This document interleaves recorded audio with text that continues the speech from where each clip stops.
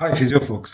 So ఈరోజు topic of discussion ఏంటంటే నేను షేర్ చేయాలనుకున్నది పేషెంట్స్ కొంతమంది మీ దగ్గర వచ్చినప్పుడు ఇట్లా పిన్ పాయింట్ చేసుకుంటూ వస్తారండి. ఓకే, ఇట్లా డాక్టర్ మీకోసం ఇట్లా రాశారండి ఈ ట్రీట్మెంట్, ఇవి చేస్తారా మీరు, అసలు దీని గురించి మీకు ఐడియా ఉందా, ఈ మెషిన్స్ ఉన్నాయా మీ దగ్గర, ఇట్లా ఇట్లా వస్తారు పేషెంట్ మీ దగ్గర. అలా వచ్చినప్పుడు అస్సలు రియాక్ట్ అవ్వకూడదు, చాలా కూల్గా ఉండాలి. ఓకే, నేను రియాక్ట్ అయినా 2 విషయాల్లో 2 సార్లు, అది నేను చెప్తాను మీకు. బట్ ఎనీవే, అలా వచ్చినప్పుడు మీరు రియాక్ట్ అవ్వకూడదు. మీరు రియాక్ట్ అయ్యేలాగా కూడా వాళ్ళు మాట్లాడతారు.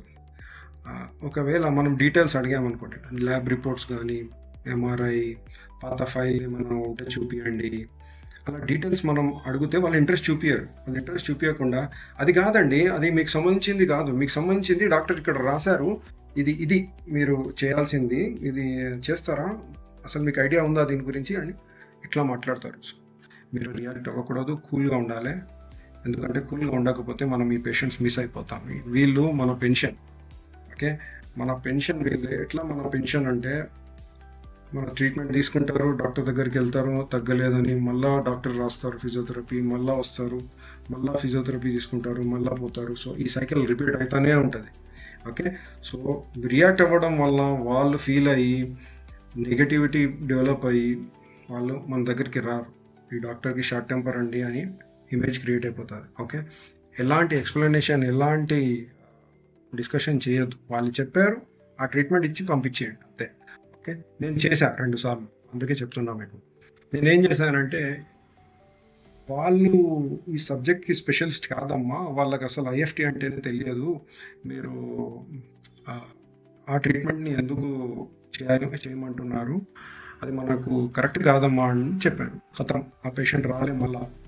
ఓకే, సో అలా చెప్పకండి, వాళ్ళు ఇచ్చిన ట్రీట్మెంట్ చేసి పంపించేయండి.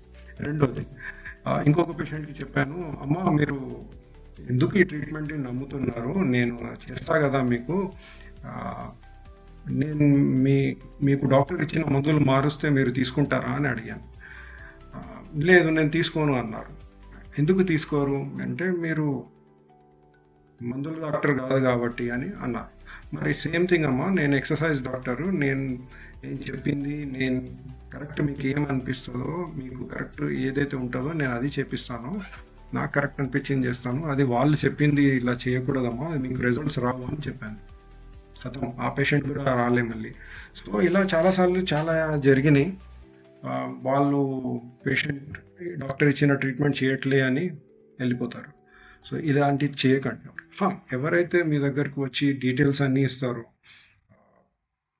డాక్టర్ ఇది రాశారండి అని చెప్పినాక మనం డీటెయిల్స్ అడిగితే, ఎవరైతే మనకి హ్యాండ్ ఓవర్ చేస్తారో వాళ్ళకి ఆబ్వియస్లీ మనం మెడికల్ హిస్టరీ ఏంటి, సర్జికల్ హిస్టరీ ఏంటి, వాళ్ళకి వీక్నెస్, పెయిన్, స్టిఫ్నెస్ అవన్నీ ఎందుకు వస్తున్నాయి, ఏం డిస్ఫంక్షన్స్ ఉన్నాయి అవన్నీ చూశాక,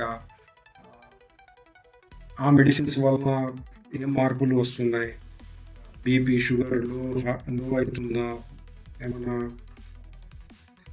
ప్రాబ్లం వల్ల అది ఇంకేమైనా ఉన్నాయా, ప్రీ ఎగ్జిస్టింగ్ కండిషన్స్ ఏమైనా ఉన్నాయా, ఇవన్నీ చూసి మనం దాని ప్రకారం థెరపీ ఇస్తాము. కాబట్టి ఆబ్వియస్లీ వాళ్ళకి మంచి రిజల్ట్స్ వస్తాయి అండ్ దే గెట్ బెనిఫిటెడ్.